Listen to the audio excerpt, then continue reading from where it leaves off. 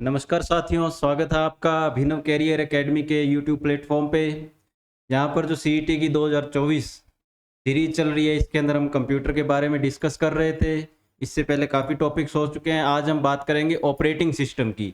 जो टॉपिक इसमें दिया हुआ है graduation level, CET graduation level में ये ऑपरेटिंग सिस्टम टॉपिक दिया हुआ है, लेकिन जो 12th लेवल की तैयारी कर रहे हैं उनको भी ये समान रूप से उपयोगी रहेगी, क्योंकि इसमें से भी कई बार क्वेश्चन, सिंपल से क्वेश्चन उठकर आपके 12th लेवल में भी पूछे जा सकते हैं।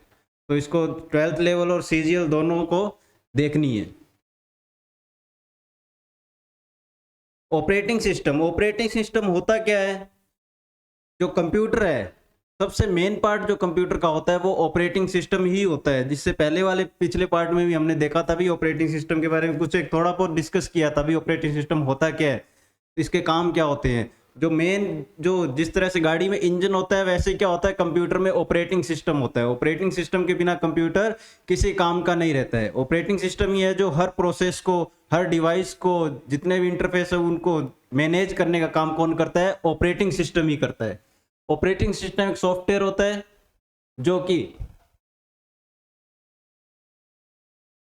कंप्यूटर तथा यूजर के मध्य इंटरफेस की तरह कार्य करता है। यूजर और कंप्यूटर के मध्य, मतलब अगर ऑपरेटिंग सिस्टम होगा तभी क्या करता है, यूजर कंप्यूटर का यूज कर सकता है। बिना ऑपरेटिंग सिस्टम के कंप्यूटर का यूज नहीं कर सकता। कंप्यूटर क्या होता है, किस तरह का सॉफ्टवेयर होता है? जब हमने सॉफ्टवेयर के बारे में बात की थी, हार्डवेयर और सॉफ्टवेयर के अंदर, तो सॉफ्टवेयर ऑपरेटिंग सिस्टम किस तरह का होता है? सिस्टम सॉफ्टवेयर होता है। जो सिस्टम को चलाने के काम करते हैं वो कौन से ऑपरेटिंग सॉफ्टवेयर होते हैं? सिस्टम सॉफ्टवेयर होते हैं। तो ऑपरेटिंग सिस्टम किस कैटेगरी में आएगा? सिस्टम सॉफ्टवेयर की कैटेगरी में आएगा। ऑपरेटिंग सिस्टम निर्देशों का समूह होता है जो कि कंप्यूटर के रिसोर्सेज तथा ऑपरेशंस को मैनेज करता है। निर्देशों का जो समूह है, इसको ढंग से याद रखना। ये सीधा सीधा क्वेश्चन आता है एग्जाम्स में। निर्देशों का जो समूह होता है उसे क्या बोला जाता है? या ऑपरेटिंग सिस्टम डैश का समूह होता है, इस तरह से क्वेश्चन आ सकते हैं। तो ऑपरेटिंग सिस्टम क्या होता है? निर्देशों का एक समूह होता है जिसके अंदर हर हर हर ऑपरेशन के लिए एक निर्देश लिखा होता है, कब कौन सा ऑपरेट होगा। उसके बाद में देखो, ऑपरेटिंग सिस्टम में लोड होने वाला या पहला प्रोग्राम होता है, फर्स्ट प्रोग्राम होता है ऑपरेटिंग सिस्टम। कंप्यूटर में जो सबसे पहले लोड कौन होता है? ऑपरेटिंग सिस्टम ही होता है। इसे प्रोग्राम ऑफ प्रोग्राम्स भी कहते हैं। ये क्वेश्चन भी याद रखना। प्रोग्राम ऑफ प्रोग्राम्स किसे बोला जाता है? ऑपरेटिंग सिस्टम को बोला जाता है। इसके अंदर मल्टीपल प्रोग्राम्स होते हैं, इसलिए प्रोग्राम ऑफ प्रोग्राम्स बोला जाता है। ठीक है, अब देखते हैं kernel is the core of, core को क्या बोलते हैं हिंदी में? मूल। मूल of a computer operating system. ये जो क्वेश्चन है ये काफी बार आया हुआ है। आपको सीधा पूछ लेगा ऑपरेटिंग सिस्टम का मूल या कोर किसे बोला जाता है, या डैश करके पूछ लेगा तो कोर किसको बोलते हैं? कर्नेल को। इसको ढंग से याद रखना है, ये क्वेश्चन बहुत बार एग्जाम्स में आया हुआ है। कर्नेल क्या होता है? कोर, जो मूल, मेन पार्ट जो ऑपरेटिंग सिस्टम का होता है, जो डिवाइसेस को कंट्रोल करता है, प्रोसेसेस को मैनेज करता है, वो कौन होता है? कोर होता है। एक होता father of Gary Arlen Kildall, father of operating system. उसके बाद में फर्स्ट ऑपरेटिंग सिस्टम कौन सा था? CPM, control program for micro computers. 1974 में first commercial successful operating system है। ठीक है ना, पर्सनल यूज के लिए first commercial successful operating system कौन सा है? सीपीएम। कब आया था ये? 1974 में। ये तो थी ऑपरेटिंग सिस्टम की बात। क्या होता है ये, डेफिनेशन क्या होती है इसकी? कुछ इस जिस कोर है उसको क्या बोला जाता है? ऑपरेटिंग सिस्टम के कोर को क्या बोला जाता है? प्रोग्राम्स, और प्रोग्राम्स किसको बोलते हैं? तो ये सब, निर्देशों का समूह किसको बोला जाता है? ये सब तो थी ऑपरेटिंग सिस्टम की बेसिक बातें। अब इसके आगे चलते हैं इसके टाइप्स पे। Types of operating system on the basis of interface. Interface किसको बोलते हैं? इंटरफेस बोलते हैं कि ऐसा दिखाई देगा वो, उसको बोलते हैं इंटरफेस। इंटरफेस के बेस पे ऑपरेटिंग सिस्टम दो तरह के होते हैं। दो तरह के कौन से होते हैं? एक तो होता है जीयूआई जिसको बोलते हैं ग्राफिकल यूजर इंटरफेस। एक होता है सीयूआई जिसको बोलते हैं कैरेक्टर यूजर इंटरफेस। ये होता है interface, graphical user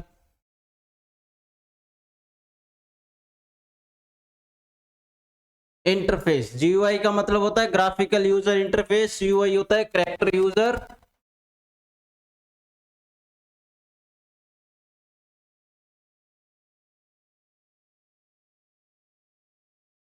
character user interface. Graphical user interface का मतलब है जो यूजर्स को आइकन्स देता है, टेक्स्ट देता है, यूजर फ्रेंडली होता है, जिसके अंदर अलग ग्राफिक्स का यूज होता है, इमेजेस का, टेक्स्ट का, वो क्या होता है ग्राफिकल यूजर इंटरफेस। जैसे हमारा विंडो ऑपरेटिंग सिस्टम है वो क्या है, जीयूआई है। वहां पर हम जैसे ही उसको ओपन करते हैं तो हमको अलग अलग आइकन्स मिल जाते हैं, टेक्स्ट लिखा हुआ मिल जाता है, कलरिंग मिल जाती है, तो वो क्या होता है जीयूआई होता है। एक होता है सीयूआई। सीयूआई क्या होता है कैरेक्टर यूजर इंटरफेस।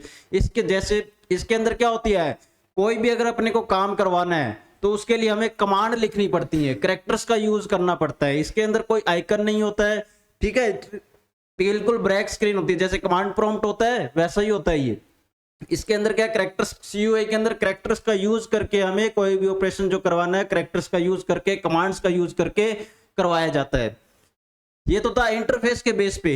अब देखते हैं एफिशिएंसी।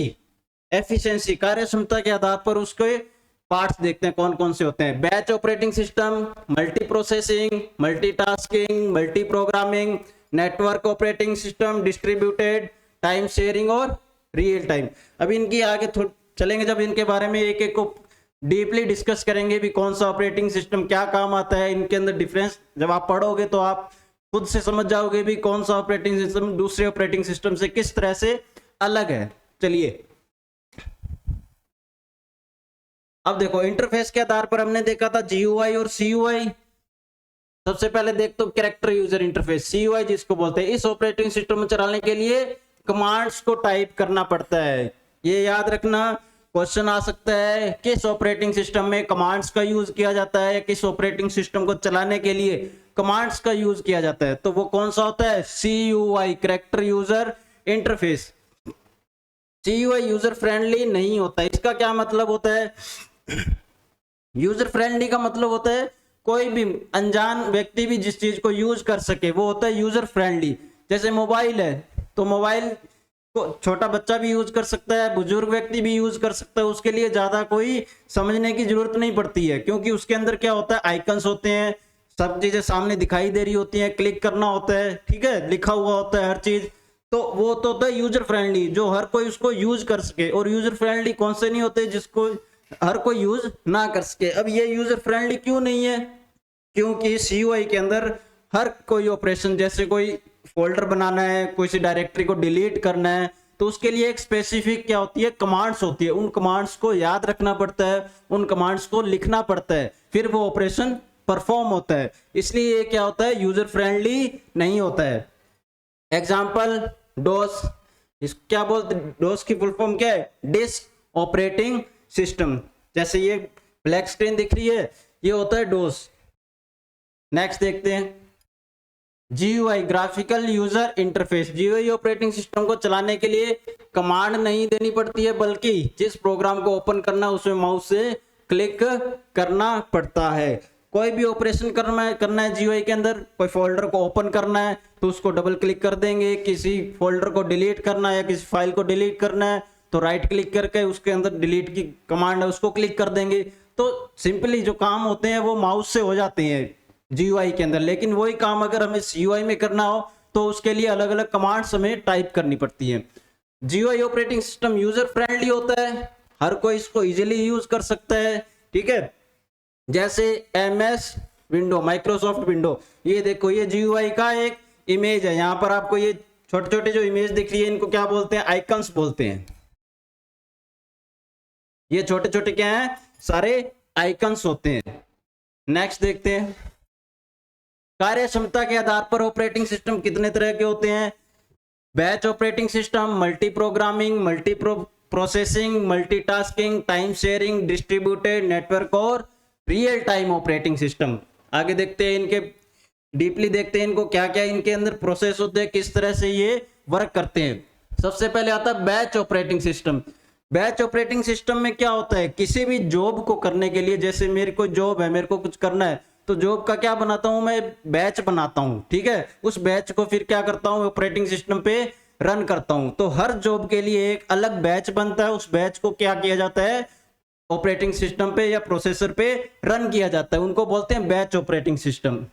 इस ओएस में किसी भी कार्य को करने के लिए उसे छोटे छोटे समूहों, जिनको बैच बोलते हैं, यानी बैच में बांट दिया जाता है। ये ऑपरेटिंग सिस्टम जो भी टास्क को बैच में प्रोसेस करता है। कोई भी टास्क है उसको उसके बैच बनाए जाते हैं, फिर उन बैच को क्या किया जाता है, प्रोसेस किया जाता है। देखो ये डायग्राम में समझाया हुआ है, ये जॉब्स हैं, ये ऑपरेटिंग सिस्टम है, इसने क्या किया, बैच बनाए हैं, फिर ये सीपीयू पे रन हो रहे हैं। तो ये होता है बैच ऑपरेटिंग सिस्टम। ये स्टार्टिंग में आए थे, अभी इनका चलन नहीं है।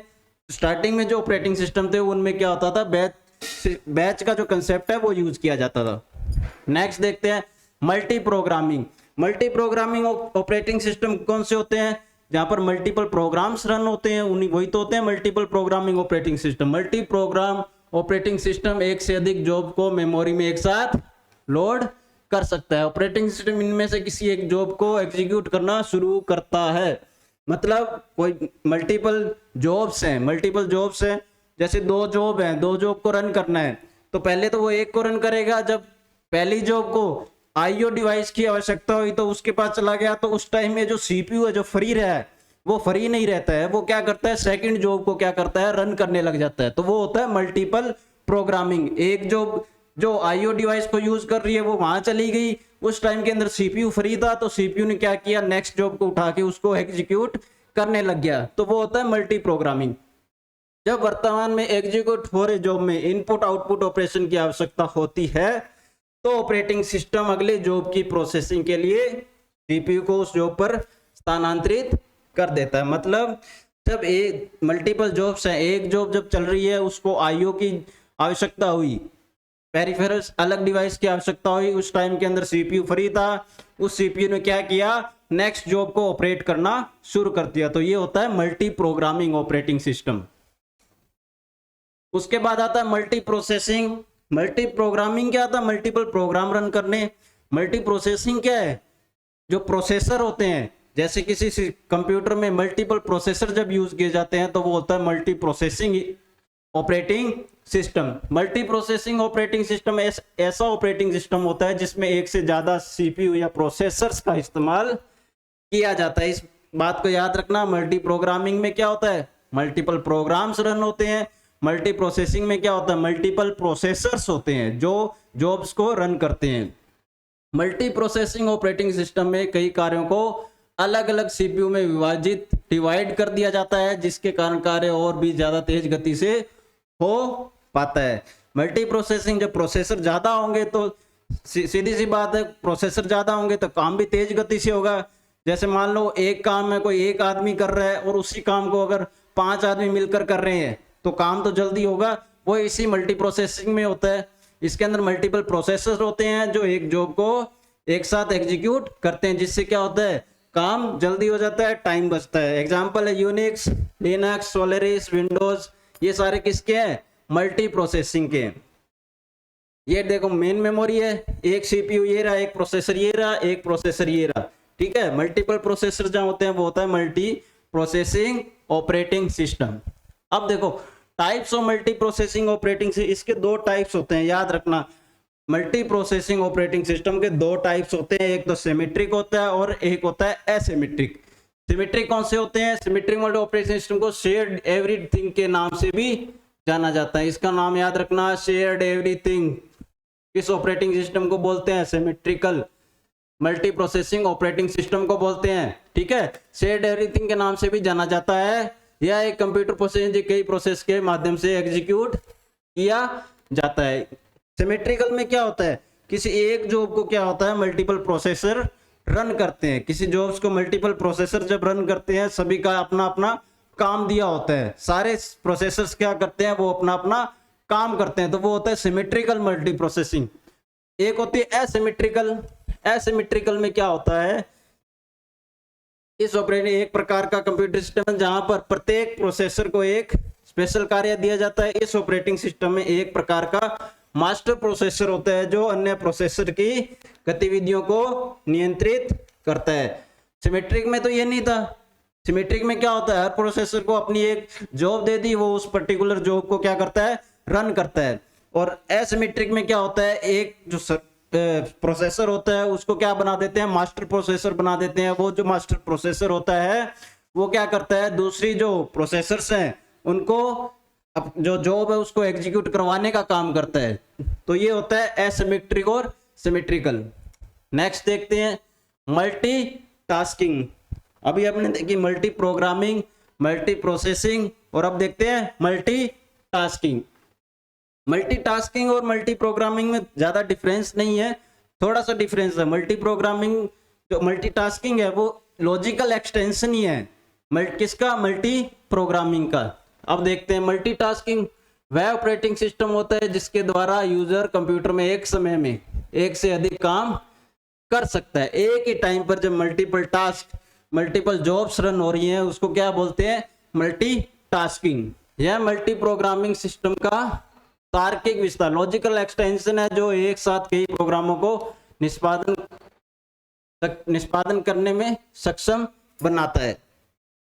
ठीक है, निष्पादन को सक्षम बनाता है। एक ही समय में मल्टीपल टास्क जो रन हो रही है वो किसमें होती है, मल्टी टास्किंग। नाम से पता लग जाएगा आपको, जहां पर मल्टीपल टास्क एक ही समय पर रन हो रहे हैं तो वो क्या होता है, मल्टी टास्किंग होता है। उदाहरण जैसे विंडो है जहां पर हम मल्टीपल ऑपरेशंस एक टाइम पर करते हैं। जैसे एक तरफ हमने ब्राउजर खोल लिया, एक तरफ हमने मल्टीमीडिया खोल लिया जिसके अंदर सॉन्ग्स चल रहे हैं, एक तरफ ब्राउजर पे हम काम कर रहे हैं, एक तरफ वर्ड खोल लिया जहां पर हम डॉक्यूमेंट्स बना रहे हैं। तो ये क्या हो गया, अलग अलग टास्क एक ही टाइम पर जब रन हो रही है तो वो क्या हो गया, मल्टी टास्किंग। जैसे देखो एक डायग्राम में बताया, वर्ड को एक तरफ वर्ड चल रहा है, ब्राउजर चल रहा है, एक तरफ ईमेल खोल के बैठे हैं, तो ये सब क्या होगी, एक ही समय पर जब चल रही है तो ये होगी मल्टी टास्किंग। अब देखते हैं टाइम शेयरिंग। टाइम शेयरिंग क्या होता है, किसी भी जॉब को जब टाइम, कोई भी जॉब जब प्रोसेसर होते हैं उनको टाइम दिया होता है, टाइम के साथ काम करते हैं। टाइम शेयरिंग उससे एक ऐसा ऑपरेटिंग सिस्टम होता है जिसमें यूजर एक समय में एक से ज्यादा टास्क पूरा कर सकता है। इसमें प्रत्येक टास्क को बराबर टाइम दिया जाता है, इसलिए इसे टाइम शेयरिंग कहते हैं। टाइम शेयरिंग क्या होता है, जैसे एक प्रोसेसर है, मल्टीपल जॉब्स हैं, तो हर जॉब के लिए क्या करता है, एक फिक्स टाइम दे देता है, टाइम स्लॉट दे देता है। जैसे कुछ मिली सेकेंड्स का टाइम दे दिया, जैसे 2 मिली सेकेंड का दे दिया तो पहली जॉब उसमें रन होगी। जैसे 2 मिली सेकेंड का टाइम कंप्लीट हुआ तो क्या होगी, सेकंड जॉब आ जाएगी, फिर उसका टाइम कंप्लीट हुआ फिर थर्ड जॉब आ जाएगी। तो ये होता है टाइम शेयरिंग। जो एक प्रोसेसर है जब मल्टीपल जॉब्स के अंदर शेयर होता है, किसके अकॉर्डिंग होता है, एक टाइम स्लॉट के अकॉर्डिंग होता है, तो वो होता है टाइम शेयरिंग ऑपरेटिंग सिस्टम। अब आता है डिस्ट्रीब्यूटेड ऑपरेटिंग सिस्टम। ये क्या होते हैं, बहुत सारे सेंट्रल प्रोसेसर्स का प्रयोग किया जाता है और इन प्रोसेसर्स के मध्य डेटा प्रोसेसिंग जॉब्स को डिस्ट्रीब्यूट कर दिया जाता है। मतलब कोई ऑपरेटिंग सिस्टम है वो अलग अलग जॉब्स के लिए डिस्ट्रीब्यूट कर देते हैं। मतलब ये जॉब आपको करनी है, ये जॉब, जैसे काम डिस्ट्रीब्यूट किया जाता है वैसे क्या होता है, प्रोसेसर को काम डिस्ट्रीब्यूट कर दिया जाता है। डिस्ट्रीब्यूटेड ऑपरेटिंग सिस्टम कई सीपीयूज का उपयोग किया जाता है, मल्टीपल सीपीयूज होते हैं इसके अंदर, लेकिन अंतिम उपयोगकर्ताओं के लिए यह एक विशिष्ट केंद्रीकृत ऑपरेटिंग सिस्टम के लिए रूप में दिखाई देता है। यह विभिन्न संसाधनों जैसे CPU, disk, network, interface, nodes और कंप्यूटर को विभिन्न साइटों पर साझा करने में सक्षम बनाता है, जिससे पूरे सिस्टम के भीतर उपलब्ध डेटा का विस्तार होता है। डिस्ट्रीब्यूटेड में क्या होता है, कोई भी जैसे सीपीयू है उसको क्या कर दिया, शेयर कर दिया। उसके शेयर करने से क्या हो जाएगा, एक जितने भी उसके पेरिफेरल डिवाइसेज हैं, नेटवर्क्स हैं, जितने भी, तो उनको क्या कर लेता है, वो एक्सेस कर सकता है। लेकिन वो जैसे मेरे को एक सीपीयू मिल गया तो वो, और वही सीपीयू दूसरों को मिल गया, एक तरह से डिस्ट्रीब्यूटेड हो जाता है वो। ठीक है, मेरे लिए वो एक मेरा सीपीयू है, दूसरे के लिए वो उसका सीपीयू है, वो होता है डिस्ट्रीब्यूट, मतलब बांटा हुआ जो होता है। नेक्स्ट देखते हैं नेटवर्क ऑपरेटिंग सिस्टम।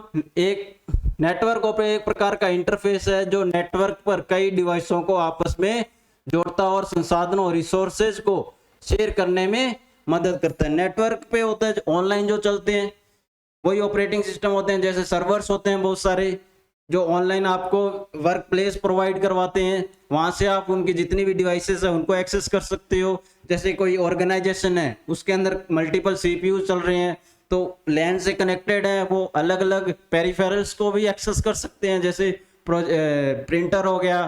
तो ऐसी चीजों को जो एक्सेस करते हैं वो क्या होते हैं, network operating system, window server, Microsoft window server 2000, ये सारे क्या है, नेटवर्क ऑपरेटिंग सिस्टम। ये देखो, ये एक सर्वर हो गया, इसके साथ जो जुड़े हुए हैं अलग अलग कंप्यूटर, वो क्या हो गए, क्लाइंट हो गए। ये होता है नेटवर्क, एक तरह से नेटवर्क बन जाता है इनका, तो वो होता है नेटवर्क ऑपरेटिंग सिस्टम। अब देखते हैं रियल टाइम ऑपरेटिंग सिस्टम। इसके कई बार क्वेश्चन आते हैं, रियल टाइम ऑपरेटिंग सिस्टम के टाइप्स पूछ लेता है, क्या होता है। रियल टाइम ऑपरेटिंग सिस्टम को आरटीओएस भी कहा जाता है। आरटीओएस एक समय सीमा के अंदर अपने काम को पूरा करता है। नाम से समझने की कोशिश करो, रियल टाइम जिसके अंदर एक फिक्स टाइम दिया हो, मतलब कोई एक टाइम स्लॉट दे दिया, उस टाइम के अंदर उस जॉब को कंप्लीट होना होता है, नहीं होता तो उसका क्या होता है, एक नुकसान हो जाता है, ठीक है, डैमेज होता है सिस्टम को वो फेलियर कंडीशन में चला जाता है। तो जहां पर टाइम स्लॉट दिया जाता है, एक फिक्स टाइम दिया जाता है, रियल टाइम ऑपरेटिंग सिस्टम होता है। इस ऑपरेटिंग सिस्टम में किसी काम जॉब को पूरा करने के लिए एक फिक्स टाइम, निश्चित समय होता है और उस टाइम के अंदर ही अपने काम को पूरा करना होता है, अन्यथा यह जो जॉब होती है वो क्या हो जाती है, फेल हो जाती है, कंप्लीट नहीं हो पाती है, ठीक है। रियल टाइम ऑपरेटिंग सिस्टम का प्रयोग रॉकेट लॉन्चर और एटीएम मशीन में किया जाता है। रियल टाइम ऑपरेटिंग सिस्टम का यूज कहां पर करते हैं, जैसे रॉकेट लॉन्चिंग होगी तो उसके अंदर फिक्स टाइम होता है, इतने सेकंड के अंदर उसको लॉन्च होना है, अगर वो लॉन्च नहीं होता है तो वो पूरा सिस्टम क्या हो जाता है, डैमेज हो जाता है। एटीएम में जाते हैं हम, तो उसके अंदर भी फिक्स टाइम होता है, भी इस ट्रांजेक्शन में इतना टाइम लगना चाहिए, तो उतना टाइम लगता है, अगर नहीं लगता तो वो सर्वर आउट हो जाता है, वो कई बार टाइम ज्यादा ले लेता है। तो ये क्या होते हैं, सारे रियल टाइम ऑपरेटिंग सिस्टम होते हैं। Types of real time operating system क्या है, soft real time operating system होता है, hard real time operating system होता है, और एक होता है firm real time operating system. तीन तरह के रियल टाइम ऑपरेटिंग सिस्टम होते हैं, इनको याद रखना। कौन कौन से होते हैं, एक तो सॉफ्ट आरटीओएस होता है, हार्ड आरटीओएस होता है, और एक होता है फर्म आरटीओएस, ठीक है। डिफरेंस क्या होता है देखते हैं। सॉफ्ट में क्या आता है, सॉफ्ट रियल ऑपरेटिंग सिस्टम वह ऑपरेटिंग सिस्टम होता है जिसमें कुछ समय की देरी को एक्सेप्ट किया जा सकता है। मतलब जैसे कोई जॉब है, ये जॉब 1 है, जॉब 2 है, जैसे इसको टाइम दे दिया 2 मिली सेकेंड का, ठीक है, 2 मिली सेकेंड का, तो इस टाइम के अंदर अगर ये जॉब कंप्लीट हो गई तो ठीक है, नहीं हुई है तो इसके अंदर ज्यादा डैमेज नहीं होता है, ठीक है, नहीं हुई है तो थोड़ा टाइम मिल जाता है, इसको एक्सेप्ट भी कर लेता है, तो थोड़ा सा ज्यादा टाइम लेकर उसको क्या करने की कोशिश करता है, कंप्लीट करने की कोशिश करता है, तो वो होता है सॉफ्ट होता है। इसमें भी काम को पूरा करने के लिए एक फिक्स टाइम होता है, लेकिन ये थोड़ी देरी को एक्सेप्ट करता है। जैसे एग्जांपल देखो, एटीएम मशीन में पैसा निकालते समय में कभी कभी थोड़ा अधिक समय लग जाता है, लगता है कई बार सर्वर डाउन होता है तो किसी प्रोसेस में ज्यादा टाइम भी लग जाता है। एटीएम में गए हैं तो मशीन अगर टाइम ले रही है तो वो हो सकता है 2 मिली सेकेंड का टाइम से ज्यादा टाइम ले ले, लेकिन वो उसको क्या करती है, पूरा करने की कोशिश करती है। तो ये होता है सॉफ्ट, जिसके अंदर टाइम की जो डिले है, टाइम का जो स्लॉट है उसको एक्सटेंड भी किया जा सकता है, ठीक है, इसके अंदर जो डिले है उसको एक्सेप्ट किया जा सकता है, वो होता है soft operating soft real time operating system. उसके बाद आता है hard real time operating system. इसके अंदर क्या होता है, इसके अंदर बिल्कुल भी जो देरी है उसको बिल्कुल भी एक्सेप्ट नहीं किया जा सकता है। अगर इसके अंदर देरी होती है तो वो क्या होता है, बहुत बड़ा नुकसान भी हो जाता है। जो hard real time operating system है वो क्या होता है, बिल्कुल उसके अंदर जो टाइम दिया उस टाइम के अंदर ही जो जॉब है उसको कंप्लीट होना होता है, वो होती है hard real time operating system. इसमें सभी महत्वपूर्ण कामों को दिए गए टाइम के अंदर पूरा किया जाता है। अगर किसी वजह से दिए गए टाइम के अंदर काम पूरा नहीं हो पाया तो बहुत नुकसान पहुंच सकता है। मतलब जैसे एग्जांपल देखो, कार के अंदर एयर बैग्स होते हैं, तो एयर बैग्स किस कंसेप्ट पे काम करते हैं, इसी कंसेप्ट के काम करते हैं। जैसे ही उसको एक्सीडेंटल सिचुएशन लगी तो वो एयर बैग्स क्या करते हैं, ओपन हो जाते हैं, ठीक है। अगर इस यहाँ पर रियल टाइम ऑपरेटिंग सिस्टम जो हार्ड है उसके जगह अगर soft real time operating system को यूज किया जाए तो डैमेज होगा। क्यों होगा, क्योंकि हो सकता है वो एक्सीडेंट होने पे कुछ सेकंड्स का टाइम ज्यादा ले ले, तो उस टाइम पे क्या होता है, हर सेकंड इंपॉर्टेंट होता है। जब कोई एक्सीडेंट हो रहा है तो वहां पर तो टाइम बहुत ज्यादा इंपॉर्टेंट होता है ना, तो वहां पर ऑपरेटिंग सिस्टम का कंसेप्ट यूज होता है hard real time operating system. जैसे रॉकेट लॉन्चर हुआ, तो रॉकेट लॉन्चिंग में फिक्स टाइम होता है, उस टाइम स्लॉट के अंदर उसको लॉन्च होना ही होता है, तो वो होती है hard real time operating system. उसके बाद होता है firm real time operating system. इसमें काम को पूरा करने की एक समय सीमा होती है, लेकिन अगर काम को टाइम में पूरा नहीं किया गया तो यह ज्यादा नुकसान नहीं पहुंचा। रियल टाइम ऑपरेट बहुत सारे मल्टीमीडिया एप्लीकेशंस में किया जाता है। जो मल्टीमीडिया की एप्लीकेशंस है उनमें क्या होती है, firm real time operating system होता है। अगर कोई कई बार क्या अपन देखते हैं, जो मल्टीमीडिया है, जो ऐप है, वो कई बार टाइम कंज्यूमिंग होती है, टाइम ज्यादा ले रही है, तो इसके अंदर ज्यादा नुकसान नहीं है। सबसे ज्यादा नुकसान किस में होता है वो आपको याद रखना है, वो होती है hard real time operating system, जिसके अंदर फिक्स टाइम के अंदर ही उस जॉब को एग्जीक्यूट होना होता है, उसको अपना काम पूरा करना होता है, तो वो होती है hard real time operating system. ठीक है, चलिए ये तो थी ऑपरेटिंग सिस्टम के बारे में बेसिक सी बातें। ऑपरेटिंग सिस्टम होता क्या है, ऑपरेटिंग सिस्टम के टाइप्स कौन कौन से होते हैं, ठीक है। और अब जब नेक्स्ट अपन देखेंगे उसके अंदर हम देखेंगे ऑपरेटिंग सिस्टम के काम क्या क्या होते हैं, उसके अंदर जो प्रोसेस होती है वो किस किस स्टेज पर रन होती है, उसके अंदर जो टाइमिंग की जो एल्गोरिदम्स होती है वो कौन कौन सी एल्गोरिदम्स यूज की जाती है, वो सारी हम किस में देखेंगे, नेक्स्ट पार्ट में। तो आज हमने क्या देखा था, ऑपरेटिंग सिस्टम क्या होता है, प्रोग्राम ऑफ प्रोग्राम्स, या फिर इसको क्या बोलते हैं, निर्देशों का जो समूह होता है उसको क्या बोलते हैं, ऑपरेटिंग सिस्टम बोलते हैं। ठीक है, और इसके अलावा ऑपरेटिंग सिस्टम के टाइप्स देखे थे। अगर हम इंटरफेस के आधार पर देखें तो कौन सा था, GUI, जिसको ग्राफिकल यूजर इंटरफेस बोलते हैं, जैसे हमारी आजकल विंडो चल रही है। उसके अलावा एक CUI होता है, कैरेक्टर यूजर इंटरफेस, जो क्या होता है, डोस ऑपरेटिंग सिस्टम था, डिस्क ऑपरेटिंग सिस्टम, वो किस पे होता है, CUI पे, कैरेक्टर यूजर इंटरफेस पे। ठीक है, उसके अलावा जो कार्य क्षमता के आधार पर जो थी ऑपरेटिंग सिस्टम, वो कौन से थे, मल्टी प्रोग्रामिंग, मल्टीटास्किंग, ठीक है, और real time operating system, distributed network operating, ये सारे कौन से थे, जो कार्य क्षमता के आधार पर ऑपरेटिंग सिस्टम थे। ठीक है, तो नेक्स्ट क्लास में इसके आगे की बातें करेंगे ऑपरेटिंग सिस्टम की। तब तक आप अपनी तैयारी को कंटिन्यू रखो, तैयारी करते रहो, एग्जाम पास में ही है। जितना हो सके ज्यादा से ज्यादा वीडियो को बार बार देखने की कोशिश करो। ठीक है, तो वीडियो छोटी बनाने का कारण यही होता है, ज्यादा से ज्यादा मैटर आपको कम से कम टाइम में मिल सके, तो यही कंसेप्ट फॉलो करने की कोशिश रहती है, और एग्जाम ओरिएंटेड रहने का कोशिश करते हैं। आपने देखा हो हर लाइन में क्या करते हैं, कोई ना कोई क्वेश्चन पुट हो रहा होता है, तो उसी चीज को इसके अंदर इंसर्ट किया जाता है। ठीक है, तो कंटिन्यू रखो अपनी तैयारी को। ठीक है, थैंक यू।